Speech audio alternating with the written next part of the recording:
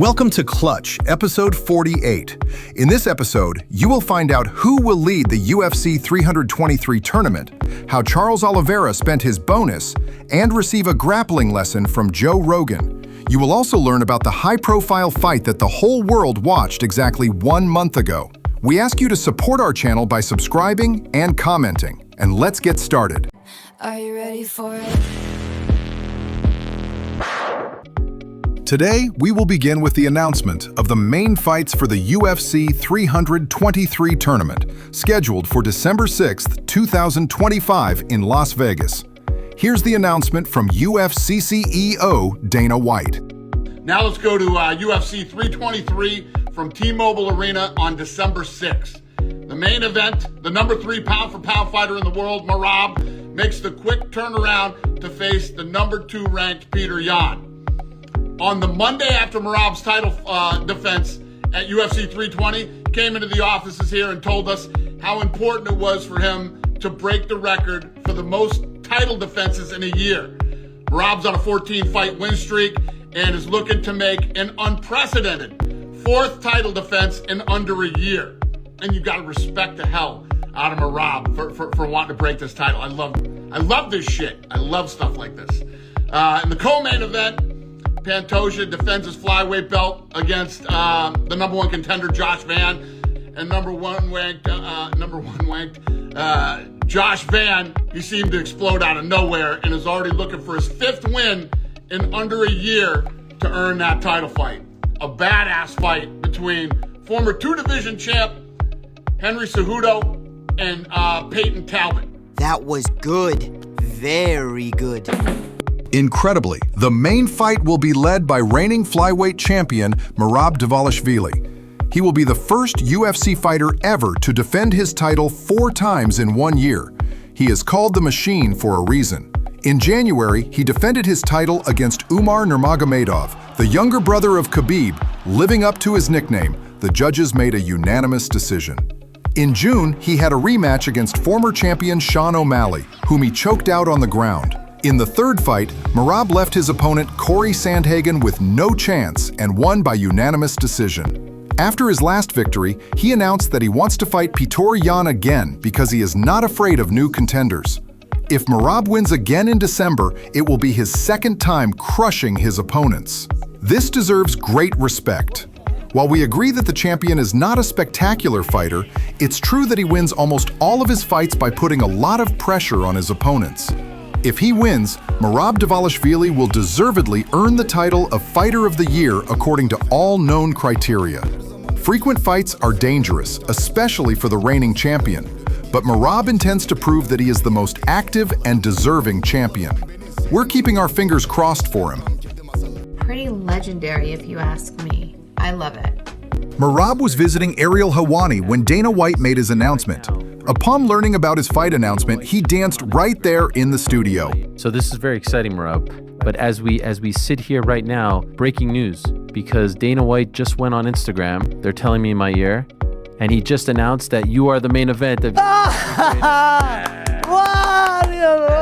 dance, my friend. Let's dance. Yeah. How do we do it?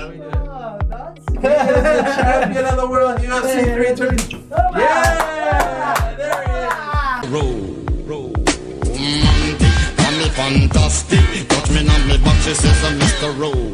On October 11th, Rio de Janeiro hosted the UFC Fight Night tournament, where local star Charles Oliveira confidently claimed victory. Rafael Fiziev was originally scheduled to be his opponent, but he was replaced by grappler Mateusz Gamrot due to injury. Gamrot had very little time to prepare for the fight. The weight-cutting process was especially challenging for him.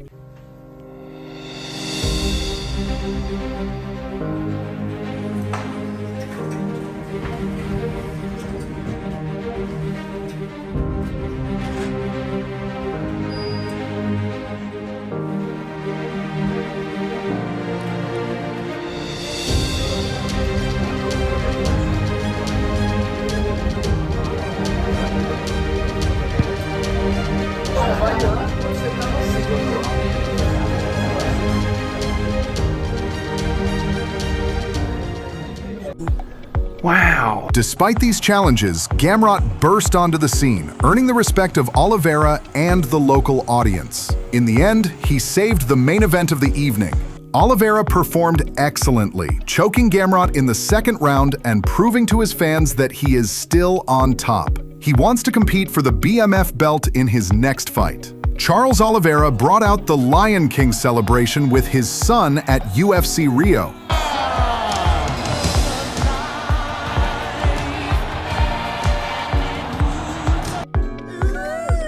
On the evening of his fight, he received his performance bonus from the organization. Oliveira destroyed Gamrot. What did he do with his $50,000 performance bonus? He threw a big party for kids in the favela on Children's Day in Brazil.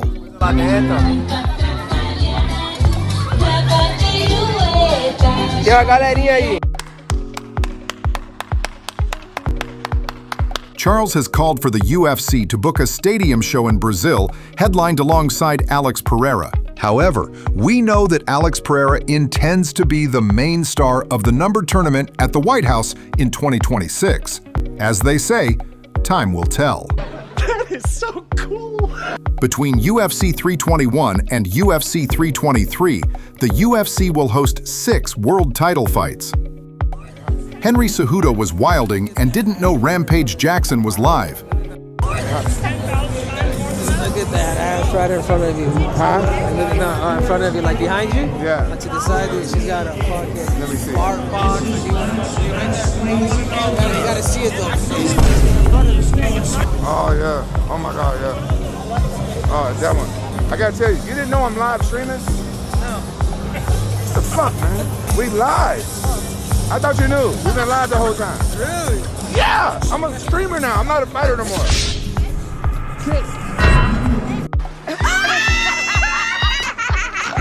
Joe Rogan teaching how to take the back from half guard. Where a guy is stuck, if a guy is trying to get the mount, oftentimes they will get a foot stuck.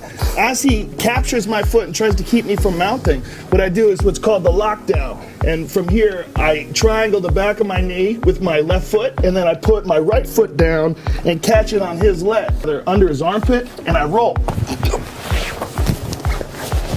And I take his back. So it's a nice way to take the back from a position where you're trying to get out of the mount. And then it's cool.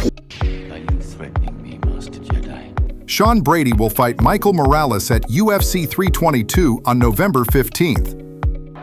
1 month ago today, Terence Crawford and Canelo Alvarez put on a show in the fight of the century.